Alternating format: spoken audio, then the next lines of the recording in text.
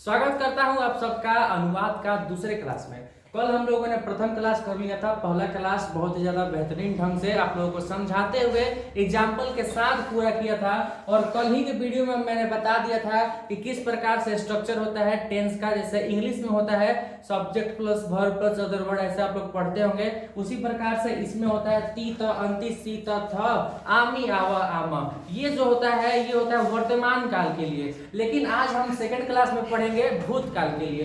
देखते हैं भूतकाल में कौन सा स्ट्रक्चर है। देखिए त ताम न अह तम त अम आव आम, ये वाला जो स्ट्रक्चर है आप लोगों के लिए काम में आएगा। किसके लिए? भूतकाल के सेंटेंस को बनाने में। अब भूतकाल का जो सेंटेंस है कैसे आप लोग पहचानिएगा कि किस प्रकार से भूतकाल का सेंटेंस है। तो भूतकाल मतलब होता है पास्ट टेंस। तो आप लोगों को पता है कि अगर हम बोल रहे हैं कि वह जाता था तो था इसमें लग गया, तो आप लोगों को मालूम चल जाएगा कि ये भूतकाल का सेंटेंस है। देखिए एक हम क्वेश्चन लिखते हैं, जो बोले हैं वही लिखेंगे। वह लिखता था, देखिए यहाँ पर लिखते हैं वह लिखता था। ये जो सेंटेंस है अगर आप लोगों से पूछा जाए कि ये किस काल का सेंटेंस है तो आप लोग बोलिएगा कि भूतकाल का है। अगर हम बोलेंगे वह लिखेगा तो आप लोग कहिएगा कि भविष्य काल का है। अगर हम बोलेंगे वह लिखता है तो आप बोलिएगा वर्तमान काल का है। तो ऐसे आप लोगों को पहचानना है, था को लेके है और लिखेगा को लेके आप लोगों को पहचानना है कि किस काल का है। और उसी हिसाब से आप लोगों को संस्कृत का जो लकार है उसका जो स्ट्रक्चर है वो लगाना है। ठीक है, चलिए देखते हैं कि भूतकाल में क्या होता है। वर्तमान काल में हमने पढ़ा था कि ती त अंति होता है। इसमें देखिए क्या होता है, त ताम न होता है, अ तम त अम आव आम। ये होता है स्ट्रक्चर। इस पर सभी जितने भी क्रियाएं होते हैं उस सभी पर यही लागू होगा। अगर लिखना का हम लोग जानेंगे क्या होगा यहाँ पे, तो इसी स्ट्रक्चर पे हम लोग लगाएंगे। देखिए किस प्रकार से लगता है। देखिए सबसे पहले हम लिखना का, देखिए संस्कृत जानते हैं कि लिख होता है, लिख का मतलब होता है लिखना।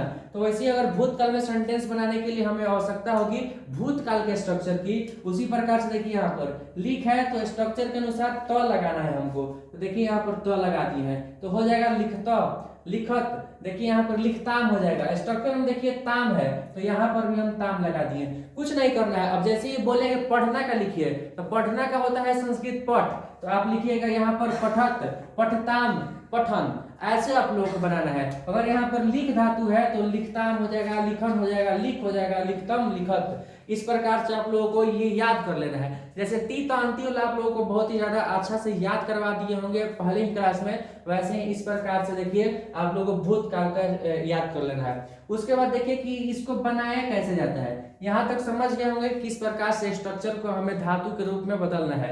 अगर मान लीजिए हम कहेंगे कि आप लोग जाना के लिख के दिखाइए, आप लोग पेन पेपर लेकर बैठिए और लिखिए जाना के लिखिए। जाना का होता क्या है? जाना का होता है गच, गच होता है। तो अगर हम लोग कह रहे हैं कि गच जो धातु रूप है उसको भूतकाल में लिखिए तो कैसे लिखिएगा? तो गच है तो देखिए स्ट्रक्चर में त लगाना है, तो यहाँ पर हो जाएगा गच्छत। बस ऐसे ही करना है आपको। अगर उसके बाद है ताम तो गच्छताम हो जाएगा। बस इसी प्रकार से आपको सभी कुछ लगा देना है। यहाँ पर देखिए यहाँ पर गच्छात हो जाएगा, गच्छाव होगा, गच्छम होगा। आप लोग समझ गए होंगे किस प्रकार से स्ट्रक्चर में लगाना है। बस कुछ नहीं करना है, जो संस्कृत होता है उसको लिखना है और स्ट्रक्चर में जो चीज दिया हुआ है वो चीज यहाँ पर उतार देना है। बात खत्म। उसके बाद देखिए इसको हम कैसे बनाएंगे। वह लिखता था, ये तो आप लोगों को मालूम होगा कि भूतकाल का सेंटेंस है, तो हम इसको बनाएंगे कैसे। देखिए वह का क्या होता है? वह का होता है स। अगर वह लड़का है तो उसके लिए सह लिखेंगे, अगर वह लड़की है तो सा लिखेंगे। अब कहिएगा कि सर कैसे पहचानेंगे कि वह यहाँ पर है क्या? तो अरे भाई हम बोलेंगे वह लिखता था तो लड़का है, और बोलेंगे वह लिखती थी तो ये लड़की है, तो वह यहाँ पर क्या है? लड़का है, तो स लिख दिए। देखिए यहाँ पर स है, सा है।